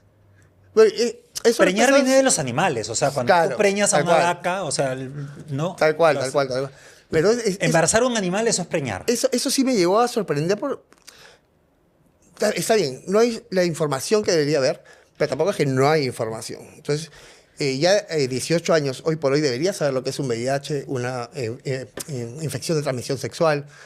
Entonces, exponerte de esa manera, no sé, eso sí me dejó así como... En mi época no era Choqueado. así, en mi época no era así. Tú que no te choqueas con nada. No, alucina. Ya, eso es una de las pocas cosas que me dijeron, las perlas, las perlas. La perla, el choker de perlas. Claro. Dime una cosa, Rafa, ¿es obligatorio decirlo ¿Qué cosa? cuando la gente tiene VIH, tiene este diagnóstico? No, cero. Porque tú No. decidiste decirlo, pero hay un montón de gente que dirá, oye, yo no lo quiero contar. Exacto, tu diagnóstico es privado. De hecho, si tú le contaste a tu ex y tu ex empezó a divulgarlo, tú lo puedes demandar porque eso está prohibido por ley. La privacidad del diagnóstico está amparada. Ya, la gente no puede salir a hablar de tu diagnóstico. Sí, sí. En una época se pedía el examen para trabajos. Sí, y creo que en algunos lados todavía lo piden. En algunos lugares todavía lo piden. No sé si es legalmente aceptable. En algunas situaciones, sé, por ejemplo, dentro de la aviación estamos normados. Entonces, porque también se cuida el cuerpo y a la persona, ¿no? Te piden que tengas tu carga indetectable y estés en tratamiento para poder ejercer como tripulante. O sea, un tripulante tiene vuelos de noche, tras noche, madrugada, toda la noche, todo el día, etcétera, etcétera, ¿no? Entonces, podría llegar a afectar un poco tu salud si no estás en un tratamiento adecuado. Claro, hay un desgaste del Claro, cuerpo, desgaste ¿no? O sea, la terrible. falta de descanso es fatal. Claro, tienes que aprender a descansar de nuevo. O sea, porque tienes que aprender a dormir de día, tienes que aprender a un poco capitalizar esas horas de descanso para tu siguiente jornada, etcétera, etcétera. Ahora, cuando a la gente se le hace esta prueba, por ejemplo, en un hospital o en una clínica, le tienen que pedir la autorización. No es como Sí. el resto de pruebas, sino ahí sí hay una autorización específica. Exacto, hay un papel que tienes que firmar para autorizar que a ti te hagan esa prueba. Si a ti te la hacen y tú lo has dado consentimiento, también va en contra de la ley. Hay un papel que tienes que firmar, autorizo a que me hagan la prueba. Y es una autorización a hacer la prueba, pero no a divulgar el diagnóstico. El diagnóstico no puede salir de ese hospital. El diagnóstico, el doctor abre el sobre, se lo entrega al paciente y se acabó. ¿Por qué te digo que abre el sobre? Porque el doctor también tiene que saber si esa persona es positiva para empezar a derivarlo al tratamiento, por ejemplo, ¿no? Son los facilitadores, las personas que te indican cuál es el camino a seguir. ¿Qué es lo primero que debe hacer cuando una persona recibe este diagnóstico? Porque hay algunos laboratorios privados en donde simplemente te entregan el sobre. ¿Cuál es el protocolo que se debiera seguir? No sé cuál es el protocolo que funciona en el Estado. O sea, yo creo que la persona que se va a hacer la prueba, yo le recomiendo que vaya a una ONG o a un hospital. ¿Por qué? Porque ellos ya tienen todo un protocolo creado para el diagnóstico, si es positivo. O sea, por ejemplo, en las ONGs, en todas, tienes una asesoría, digamos, psicológica, porque es un momento fuerte recibir el diagnóstico. O sea, si tú estás solo, si tú fuiste así como de curioso, te hiciste la prueba y por ahí salió positiva, necesitas primero una empatía especial para que te den el diagnóstico, ¿no? Y segundo, que te canalicen directamente a las alternativas que tienes como tratamiento. Cuando a mí me diagnostican, por ejemplo, yo no tenía idea de las ONG. No conocía ni una. Entonces, ¿qué pasó? Mi hermano me compraba las pastillas. 700 soles el frasco de 30 pastillas. 700 soles mensuales. Costaban $1.500 en los 2000. Y no había... O sea, 700 soles mensuales el frasco de pastillitas. Entonces, claro, después una amiga me dice, oye, Rafito, pero ¿estás esa ONG, esa? Y me empezó a dar alternativas y dije, bueno, a ver, ¿qué estoy haciendo? Pagando 700 soles cuando me las dan gratis. Como te digo, y hay varios lugares donde puedes encontrar esa información. Pero qué mejor que ir directamente a ONG y que ellos te vayan derivando o vayan empezando un poco este trámite que es el tratamiento, ¿no? Ahora, también he visto en algunas ONGs que ponen en el mes del orgullo, la marcha y todo esto, una especie de toldos en la plaza y hacen unas pruebas rápidas Sí. que tú crees que son confiables como... Porque he visto ahí a gente que le han dado el diagnóstico positivo y yo pienso esa persona está desamparada, puede llegar y querer atentar contra su vida. O sea, ¿has visto esos casos? He visto porque cuando estábamos con Impulse hacían las pruebas en saunas, por ejemplo. Ibas al sauna y voluntariamente el que quería se hacía la prueba y salían casos positivos. Pero ¿No había he que visto? confirmarlo, ¿no? Claro. Ya te dirían HF, por ejemplo. Porque Impulse los pisa, digamos, lo patrocina a HF. Entonces ya los derivaban a HF y ellos tienen ya sus contactos, digamos, para el inicio del tratamiento y todo lo demás. Por eso creo que es importante saber dónde te lo vas a hacer también. Porque necesitas esa información. Y no hacerlo solo, ¿no? Siempre es recomendable ir con alguien, justamente por ese soporte que necesitas. Pero hay gente, como te digo, que... Tengo amigos que iban con peluca a recoger sus pastillas. Imagínate gente que se pone a roche de ir a hacerse una prueba de VIH, pues. ¿Existe todavía? Bueno, yo tengo un amigo de la farándula, Bu. sí, que tenía este diagnóstico y nunca quiso ir a recoger su medicación. Y yo le decía, pero entonces pero voy por ti. No, que no te la van a dar, pero vamos juntos. O sea, yo no tengo ningún problema. Vamos. Nunca quiso recoger su medicación y, por supuesto, pasó lo que tenía que pasar. O sea, el cuerpo no pudo más Claro. y se fue. ¿Tú has visto casos de gente que termina con su propia vida por su propia mano? No, felizmente no. Creo que si es alguien cercano, creo que me costaría mucho asimilarlo y pasarlo, ¿no? Porque se te va a meter el pensamiento en la cabeza, ¿qué más pude haber hecho? O sea, yo con el conocimiento, con esa información, con el salir a hablar y todo lo demás, con las campañas y qué sé yo, ¿qué más pude haber hecho? Porque él no confió como para pedirme ayuda, por lo menos. O sea, no, felizmente no. Uy. Bueno, pero tú has estado y estás dentro de la situación y has estado en la situación de recibir un diagnóstico que uno puede tener toda la teoría, pero en el momento en el que te toca la lotería, Sí, es distinto, ¿no? es distinto. Sí, sí, sí, es completamente distinto cuando Una es tú... con guitarra y otra es con cajón. Tal como cual, dicen. como decía mi abuela, una con guitarra y otra con cajón. Pero es completamente distinto cuando tú expones o hablas del tema que cuando tú lo vives en carne propia. En todos los sentidos y en cualquier situación. Es más fácil dar consejos que tomarlos tú mismo, ¿no? Claro. Entonces, eso también te pasa con el diagnóstico. O sea, como te decía yo, teoría. Ahora, cuando me tocó a mí, primero que es. Te digo la teoría porque a mí nunca me va a pasar. Pero yo te la digo desde este lado de acá, ¿no? Pero el día que me pasó a mí, se me derrumbó todo el casillito de naipes. O sea, y fueron mis hermanos heterosexuales los que vinieron a decirme, oye, pásate una pastilla. Eso ya fue. Es así de loco. O sea, por eso yo agradezco mucho al infinito, a la energía cósmica, la familia que me puso para cuidarme, para acompañarme.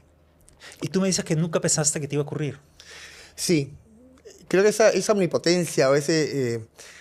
nunca, y la gente te lo va a decir. Todo el mundo piensa que no le va a pasar hasta que le pasa.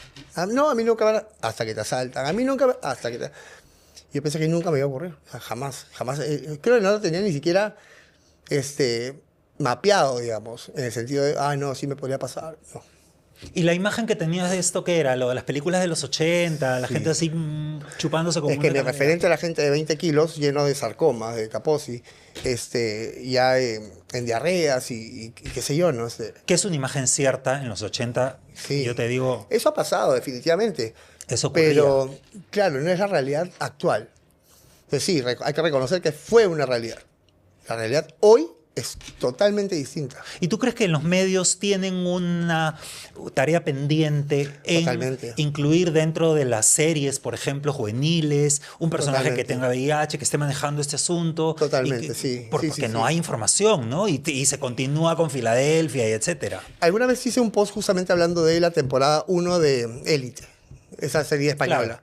Porque el personaje que vivía con VIH, primero que no era gay, ni hombre, ni de clase baja. Era una chica de clase alta, heterosexual. Entonces, la manera como lo enfocaron, y enfocaron el PrEP, el PEP, y el periodo de ventana, y todo lo demás, y el cero discordante, y todo lo demás, me pareció genial. O sea, creo que para mí, a nivel información, fue una de las mejores temporadas de esa serie. Ahora, deberíamos tenerla a realidad peruana. Claro. O sea, porque en una serie, en una novela, en un corto, no sé, lo que se te ocurra, no existe una persona que viva con VIH. Y En la las problemática de series, esa ¿no? En persona. las series de los canales de Tal cual. televisión, que hay O tantas. sea, ¿por qué no una persona que viva con VIH y tenga todas estas problemáticas o de alguna manera soltar información, ¿no? O sea, me parece que por un tema de identificación sería súper potente, súper potente. Y de responsabilidad también. Sí, tal cual. Pero es que tienen mucho miedo. Creo que ni siquiera tocan personajes gays. Ya no te digo que tengan una cosa de estas. Mira, hay que agradecer que por lo menos cambió un poco la imagen cliché que había de la persona homosexual en las series o en las novelas. Sí, no, se ha O sea, mejorado un definitivamente. poco cambiado, cambio. Y hemos tenido también personajes que lo han dicho públicamente y entonces han roto el estereotipo que se había Sí. construido en los 80 y antes y de la caricatura, que era lo que era ser gay, ¿no? Es que ese era creo que al final es la intención, ¿no? Caricaturizar, se me traba la lengua, señores. Caricaturizarnos, ¿no? El súper amanerado, con todas las plumas y vestido de una manera muy estrafalaria. Dentro de la comunidad, dentro del grupo, dentro de la población, vas a encontrar 32 millones de personalidades y todas son válidas y todas merecen respeto. Eso es lo principal, ¿no? Y en este estereotipo que se construye en esta caricatura, se le suma el diagnóstico del VIH. ¿No? O sea, era el maricón sidoso y el que tenía SIDA ya era porque había tenido una relación homosexual. Y entonces, esta relación que existe entre una cosa y otra que tampoco es cierta. Exacto, y lo que hablamos hace un momento, que es justamente la imagen, ¿no? Tú ves a una persona con músculos, atlética, desarrollando su vida de una manera bien, digamos, una persona bien parecida. Tú ni sospechas que tiene VIH, no te imaginas. Ya, confiado te vas. ¿Por qué? Porque en tu imagen está este sesgo, o está esta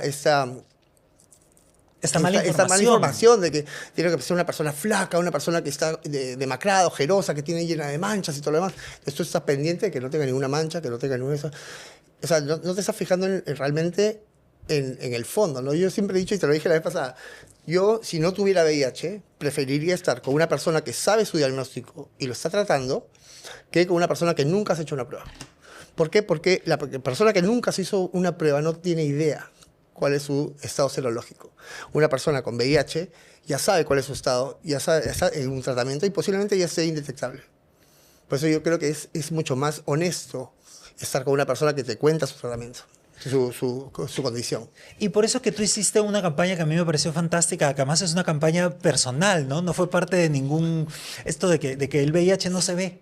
Exacto, exacto, porque algo que era muy común era esto de cómo me di cuenta, la gente que buscaba, o la gente que preguntaba en los foros. O que te preguntaban a ti también. Claro, o sea, ¿cuáles son los síntomas? O sea, yo no tuve síntomas hasta que estaba en un estadio SIDA. O sea, el VIH no se ve, el VIH no distingue heterosexual, homosexual, no distingue blanco, negro, cholo, indio, no distingue. Claro, ¿cómo reconozco una persona con VIH? No la puedes reconocer. No la vas a reconocer jamás. No te vas a dar cuenta si esa persona no se ha hecho una prueba.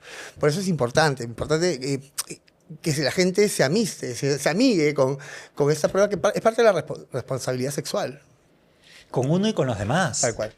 O sea, vamos a ser egoístas y vamos a ir con uno principalmente. Porque tu vida se puede desgastar muchísimo si no estás en el tratamiento que deberías tener, si no tienes la información, que es saber cuál es tu estado serológico. Empecemos por uno. Y después empecemos con los que te rodean, ¿no? Tu pareja, tus amantes, lo que quieras, ¿no? Entonces, siempre empieza por ti. Empieza por ti. O sea, tengo que saber mi estado serológico para yo estar bien. Una vez que yo estoy bien, voy a poder cuidar a tal. Tu estado serológico es si tú tienes VIH, Exacto. si eres VIH positivo o VIH negativo. Exactamente. Cuando las personas comienzan a tomar su medicación, ¿esa medicación cuánto tiempo funciona? ¿O dependerá de cada persona? Porque hay un momento que puede ocurrir un fracaso terapéutico, es decir, la medicación deja de funcionar, por eso es que se mide constantemente el nivel de CD4 y el nivel de carga viral. Si te hablo de mi experiencia personal, yo nunca tuve un cambio de tratamiento. Yo me mantengo con los mismos componentes de hace 10 años. 10 años. Sí, yo empecé con la tripla. Y después nunca más que me cambió. O sea, y cuando me cambiaron de tratamiento, digamos, fue los mismos componentes, pero en 3 pastillas. Hubo una época que hubo un desabastecimiento y qué sé yo. Pero siempre me he mantenido con lo mismo, ¿eh? Claro, lo cual te da un pronóstico muchísimo mayor. Yo porque... creo que el cambio de tratamiento podría llegar a ser justamente cuando tienes el abandono y después quieras retomar, ahí ya no te funciona. O en el caso cuando hay que tengas recontagio. un recontagio o el Dijiste contagio. El recontagio. O retransmisión. Bueno, ya ves lo que me hacen, señores. Una retransmisión. Ahora, tengo ahí un tema con el tema del tratamiento, y es las personas que no...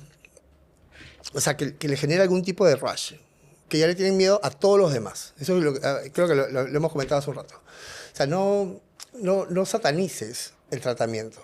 Yo soy muy defensor del tratamiento porque es lo único que te va a ayudar a estar sano. ¿Por qué? Porque yo no estoy enfermo. Yo vivo con VIH. Tengo una condición. No estoy enfermo. Y eso, por favor, sáquenselo de la cabeza. Te enfermas si es que dejas de tomar tu tratamiento. Exacto. Y pierdes tus defensas. Exacto. Ahí es cuando te vas a enfermar. ¿Alguna vez alguien me habrá dicho, oye, pero ¿cómo haces si tú estás enfermo? No, ¿me ves enfermo? No, no estoy enfermo. Tengo una condición de salud. Tengo el VIH, según la Organización Mundial de la Salud, está en el mismo cuartil que la hipertensión y la diabetes. ¿La gente se avergüenza de tener diabetes? ¿La gente se avergüenza de ser hipertenso? No. ¿Y por qué la gente se avergüenza de tener VIH? Porque está Por el asociado al estigma que sexo. carga. Por el estigma que carga, exactamente. Promiscuidad, grupo de riesgo, porque hay gente que todavía habla de grupos de riesgo y todo lo demás, ¿no? Eso hace que la gente al VIH lo vea distinto, lo maneje distinto. No es lo mismo, ay, no, diabético sí, hipertenso, no, VIH no, VIH no. Claro, total, ahí no generas pena y compasión y empatía, sino rechazo. Rechazo, totalmente. Totalmente. O sea, te digo, hay muchas cosas que han evolucionado muchísimo, pero falta porque no tenemos presencia en medios, no tenemos presencia o campañas grandes que se hagan a nivel masivo, y no solamente en Lima. Lima no es el Perú, anda a las provincias, anda a la selva, para que veas cuál es la situación allá. ¿Sabes lo que pasa en provincias? Que lo he visto muy de cerca. Yo viajo mucho a provincias. Amigos que se vienen a Lima a pedir su medicación porque ahí conocen a la persona del centro de salud y se lo va a contar a su familia. Entonces, Pueblo chico, infierno grande. Pues. Exacto. Claro. Por mantener el silencio, se vienen a Lima una vez cada 3 meses a recoger su medicación. Exacto, y creo que si esto estuviera un poco más normalizado, o menos satanizado, menos juzgado, la gente no tendría esos temas, de venirse desde Iquitos hasta Lima a recoger un frasco de pastillas. Y también hay un mercado negro de gente que no quiere ir a la ONG a que le vean la cara y compra la medicación a la gente que sí la recibe y la revende y no la toma. Sí, es verdad, es verdad. La gente, no sé... Y a esa veces gente entra en que no unos está temas- tomando su medicación, luego finalmente, vamos a decirlo con todas sus letras, se muere. Exacto, la gente a veces entra en algunos temas, no sé, ¿qué los impulsa? ¿La necesidad del dinero? O no sé. A mí no me cabe en la cabeza todavía que haya gente que reciba la medicación, no la tome y a conciencia sepa que su salud está en riesgo, su vida está en riesgo, para venderla, ¿no? O sea, no puedo juzgar como tal porque no sé la realidad de la gente. Pero de qué pasa, pasa. Claro, cada De uno que pasa, tendrá pasa, las tal cual. urgencias y sabrá dónde le aprieta el zapato. Tal cual. Y también existe una clínica que da la medicación de manera privada. Es decir, va la gente y ese es un diagnóstico que no se conoce porque normalmente el diagnóstico tiene que pasar al Sistema Nacional Sí, de Salud, sí, ¿no? sí, sí. Y ahí una gente tiene el diagnóstico que no se conoce y recibe su medicación de manera privada y la tiene que pagar. Ahí estamos hablando un poco de ilegalidades, creo, ¿no? No. No, pero bueno, yo sé que todos los diagnósticos tienen que pasar por el Ministerio de Salud, por el MINSA. O sea, tienen que ser cuantificados de alguna manera. Por eso, que no llegue el diagnóstico al MINSA, no sé cuál sería el procedimiento ahí. Bueno, es una clínica que conozco, te voy a dar después el nombre, en donde se atienden personas conocidas, Ya. políticos, personas de la televisión, artistas y gente que no quiere que su nombre aparezca En ninguna base de datos, en las bases en de una- datos, exacto. No quieren ser de parte de las... ay, se me van. Hoy día te digo, señores, no quieren ser parte de las... De las estadísticas. Claro. No quiere ser parte de las estadísticas. Pasa mucho. Pasa. Entonces, Me imagino ¿Qué que será hacer? para guardar su imagen pública y no se les estigmatice. sí, pero al final es... No sé, bueno, es que en algún momento también hablábamos tanto de las personas que son conocidas que no salían a hablar de su condición sexual, de su orientación sexual, ¿no? Cada uno tiene sus mambos. Yo creo que a las finales yo puedo dar información, yo te puedo aconsejar, y el que toma la decisión final eres tú. Si tú quieres vivir tu vida así, bacán, es tu problema. Si tú quieres vivir una vida... yo te juro que desde hablo de mi diagnóstico me siento libre. O sea, no siento una carga, no siento tener una necesidad de esconderme. Y de hecho, mi diagnóstico, mis campañas y todo está en mi Instagram. Tú entras a mi Instagram y lo ves. Y el hecho de haber salido en la televisión, de haber tenido un trabajo público, de haberte expuesto a las cámaras, ¿hizo más fácil tu exposición de hablar del diagnóstico o fue más difícil porque, me van a reconocer y se van a dar cuenta que yo trabajo para niños? No, de hecho, yo creo que una de las cosas que me motivaba era eso, que hay gente que todavía se acuerda de esa época. Han pasado 30 años, señores. Hay gente que todavía se acuerda. Entonces, es un poco lo que te hablaba de los referentes, ¿no? O sea, yo creo que una de las cosas que me motivaban era justamente esa. Todo el background que tuve acá en los 92.000. Claro, porque más allá de Ernesto Pimentel, ¿qué otra persona, qué otra figura conocida ha salido a hablar de su Nadie. diagnóstico? Que yo estoy sepa acá, seguro que nadie. muchos Sí, lo tal tienen, cual. claro. Pero acá, nadie, seguramente. Pero afuera sí han habido gente y yo lo sigo mucho ¿cómo se dice? Jonathan Van Ness, el de Queer Eye. Ujú. Ya, él, por ejemplo, salió a dar su testimonio. Hay un periodista en Argentina también que sale a hablar. Hay una chica mexicana que habla de su diagnóstico. Es Sofía Niño Rivera, que también tiene un testimonio espectacular y es stand-up comedy. Es una mujer divina y te habla de su diagnóstico, ¿no? Entonces, hay gente que está saliendo y me empatiza mucho, me genera mucha identificación esas personas, porque desde el punto donde estés, o sea, ya seas famoso, no famoso, conocido, medianamente conocido, salir a dar la cara y decir, mira, yo vivo con VIH y mi vida es así. Así como ven, así es mi vida.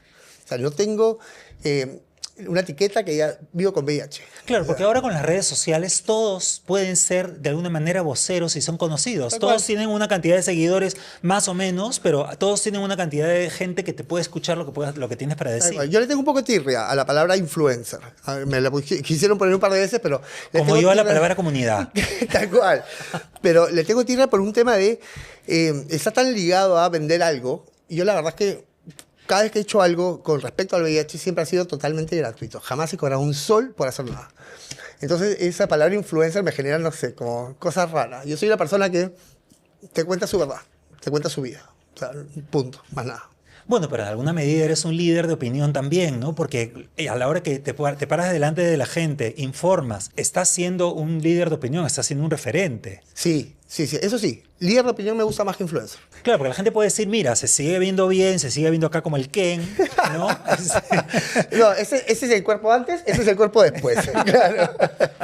No, tú sabes que hace un año más o menos no estoy entrenando, no estoy haciendo nada porque después de una debacle, un maletazo, digamos, de sucesos en mi vida, o sea, perdí a mi papá, perdí uno de mis perros, que yo a mis perros los amo con toda mi alma, me separé, en fin, muchas cosas. Que no tienen que ver con el VIH, hay que No, decirlo. cero, no tienen que ver con el tema del diagnóstico. He empezado a los 47 años un tratamiento psiquiátrico, porque ya era psiquiátrico y psicológico, porque hay que llevar las dos cosas a la par, ¿no? Porque ya era momento de manejar algunas cosas, ¿no? Manejar algunos sentimientos que estaban creciendo. Entonces, la gente piensa o lo liga mucho y me dice, tú estás desde tu diagnóstico. No, yo he empezado psiquiatra hace 3 meses, 2 meses. Y el diagnóstico lo tienes hace 10 Hace años. 10 años. Que lo manejas muy bien. Y mirando a la distancia, 10 años después, claro, al momento hay una revolución y hay una serie de confusiones y de cambios y de situaciones confusas, que no Sí. sabes qué cosa va a pasar, ideas y miedos y etcétera. Mirando tu vida para atrás, 10 años después, ¿qué cosa ha cambiado en tu vida con el diagnóstico? ¿Literal? Sí. Nada.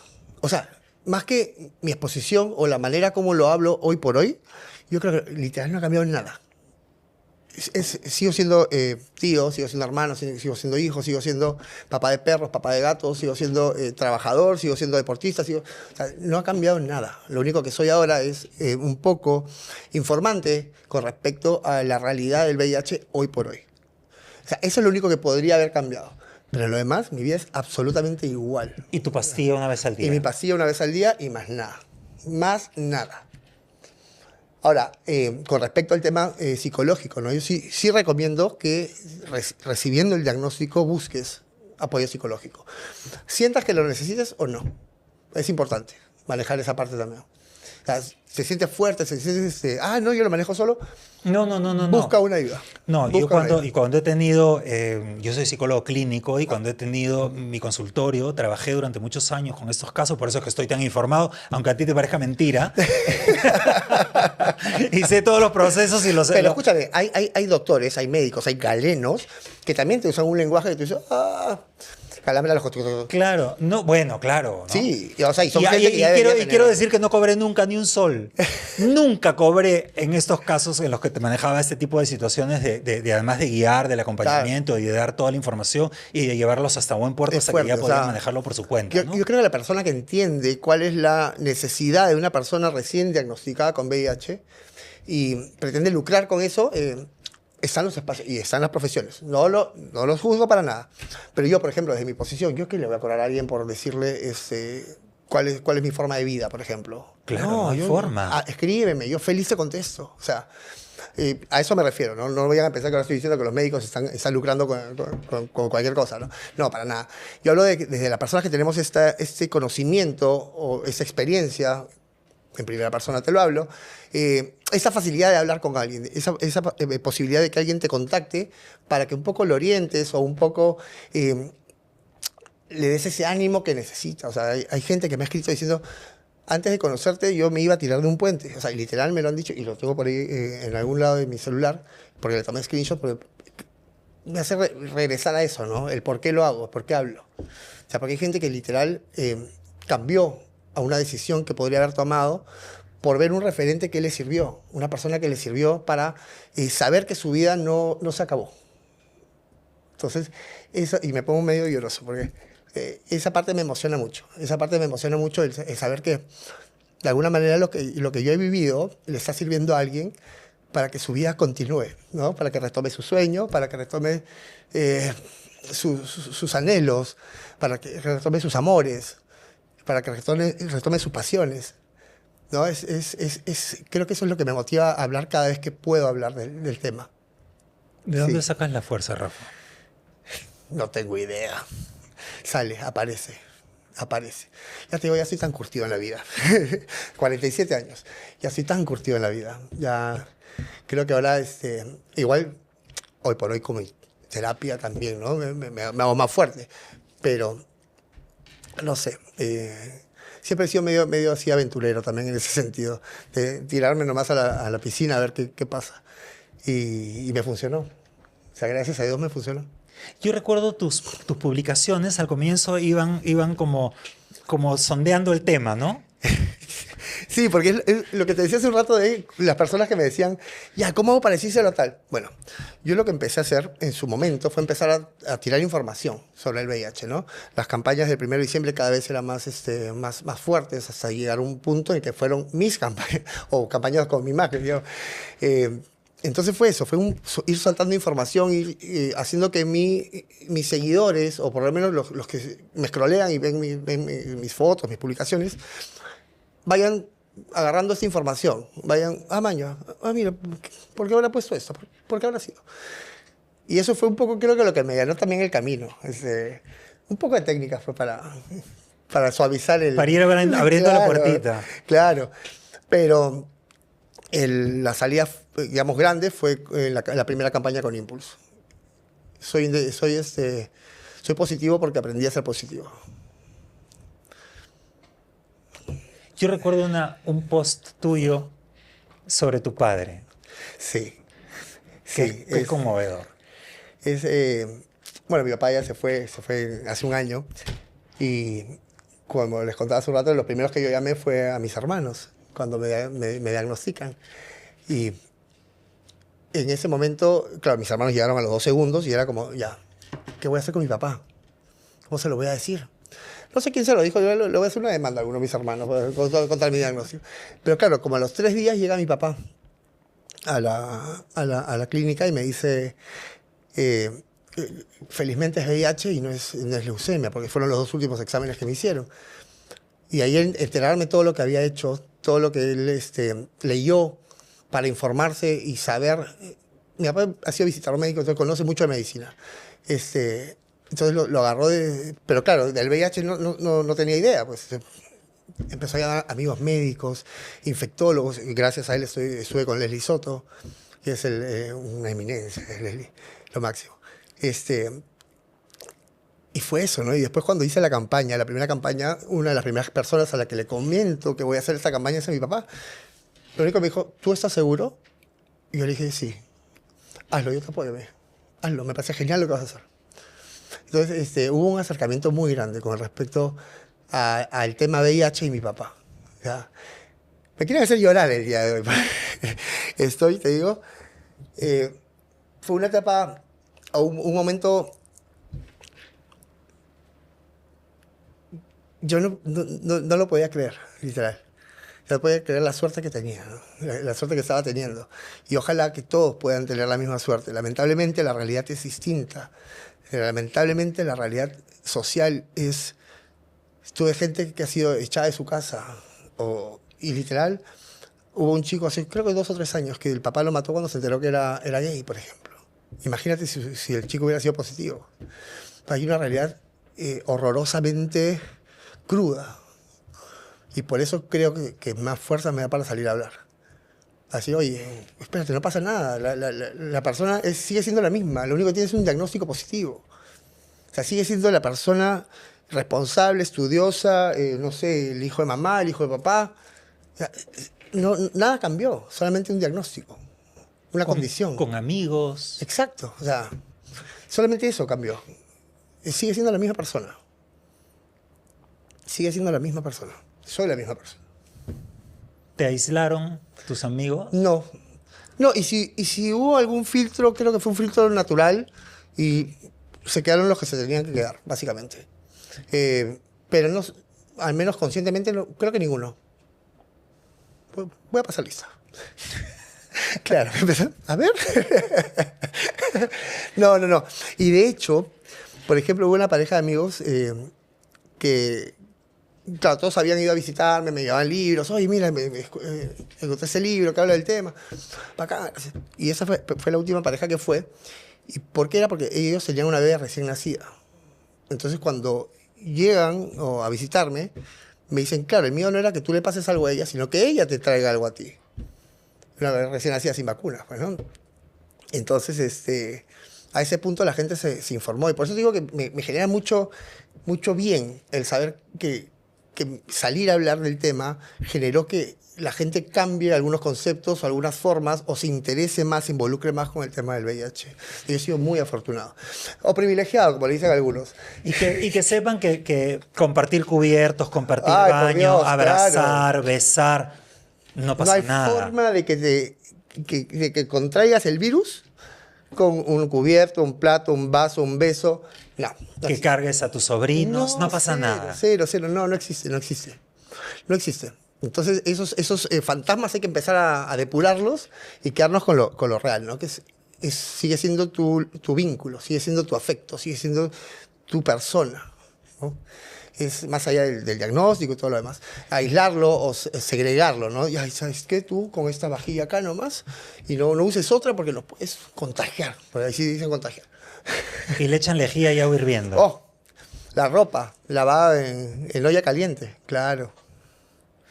Rafa, claro. querido, no sabes cómo te agradezco que hayas venido. Feliz de haber venido. Para mí ha sido un placer inmenso, pero de los buenos, de la admiración que te tengo, del agradecimiento que te tengo por haber hablado, por decir estas cosas y por haber venido a compartir esto. Yo quiero darte la cámara para que le digas a la gente, primero a los que pueden estar con esto adentro, cómo manejar el asunto y luego para que te dirijas a las familias, por favor. Bien, antes que nada, las personas que ya viven con VIH, hay un grupo hermoso que se llama Hablando Positivo, sigan las redes de Impulse Lima y ahí salen las publicaciones de todos los días que se hacen estos grupos, que se hacen esas juntas. Les va a servir un montón. Si ya vives con VIH, tienes que empezar a dejar miedos atrás, cosas que nunca van a pasar, si es que tú no quieres que pasen. Si es que tú te mantienes adherente a tu tratamiento, si es que tú te mantienes saludablemente bien, si tú te cuidas a ti mismo, vas a seguir exactamente la vida tal como siempre la has vivido. Y a las familias, a veces una persona que vive con VIH tiene tanta carga encima que el acompañarlos, ni siquiera juzgarlos, ni siquiera decir, ay, no te va a pasar, no. El simplemente acompañarlos es un montón, es muchísimo. El simplemente saber que ustedes siguen estando ahí después de un diagnóstico es enorme para una persona viviendo con VIH recién diagnosticada. Es un momento en el que todo se te derrumba, en el que sientes que no vas a poder seguir avanzando. Y literal, si no tienes un buen soporte, es probable que no sigas avanzando. Entonces también hay un tema familiar y amical súper importante con las personas que ya viven con VIH.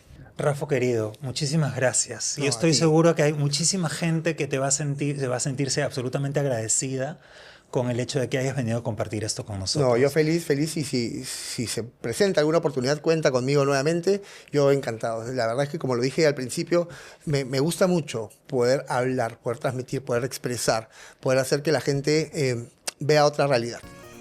Sí. Muchísimas gracias. A ti. Una vez más hemos estado con Sabino Álvarez en la producción y con Miguel Horna en los controles de Metro Studio. Si ustedes quieren saber más de estas y otras historias, porque también hablamos del SIDA y de las historias de lo que era en los años 80, todo este este cuadro que se vivió Hemos pasado en tanto. Crónicas Maricas, sí. Hemos pasado tanto. Pero aquí estamos. Aquí estamos. Y la verdad que antes de irnos, te felicito y te agradezco porque era necesario tener un espacio que nos amigue un poco con el pasado, porque solamente conociendo bien el pasado es que podemos actuar en el presente de una manera correcta, sabiendo quiénes fueron los que empezaron a allanar el camino para que nosotros estemos hoy hablando como hablamos. Ese reconocimiento se lo merecen y ese espacio se los está dando, así que te agradezco muchísimo por eso. Y para mí es importantísimo que hayas sido tú el que hayas venido, no solamente porque te conozco hace más de 30 años, sino porque yo no quería hablar con un médico sobre la teoría. Yo quería que una persona, y yo quería que alguien en primera persona nos viniera a contar su testimonio de cómo era vivir con VIH, que es vivir como cualquier otra persona, y simplemente tomas una pastilla más. Tal cual. Y el resto es lo mismo. Exactamente. Nada cambia. Muchísimas gracias. Un beso enorme y una risa inmensa.